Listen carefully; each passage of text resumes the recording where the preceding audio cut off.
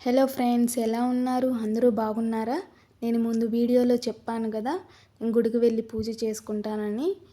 ఇంకా ఇంట్లో అంతా పూజ అంతా కంప్లీట్ అయిపోయినాక ఇంకా టెంపుల్కి బయలుదేరాను. మేము ఉండేది విలేజ్లోనేనండి. అప్పుడు కాలంలో అయితే జనాలంతా బయట ఉండి సరదాగా మాటలు చెప్పుకుంటూ ఉండేవాళ్ళు. ఇప్పుడైతే చూడండి, ఎవరింట్లో వాళ్ళు ఉంటున్నారు.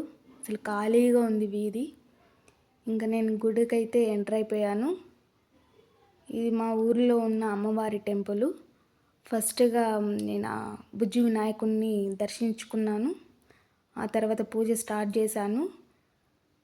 మొదటిగా నేను వాటర్ అంతా తడుపుకొని ఆ తర్వాత ముగ్గు వేశాను.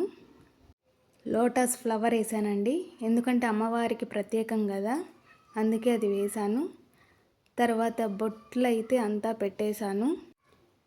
తర్వాత ఇస్తరాకు తీసుకొని ఆకంతా శుభ్రంగా కడుక్కొని ముగ్గు పైన పెట్టానండి.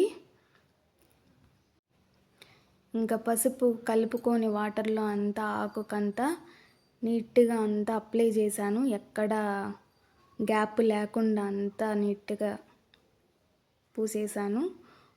పూసిన తర్వాత ఇంకా ఇస్తరాకు పైన కూడా లోటస్ ఫ్లవర్ వేసానండి.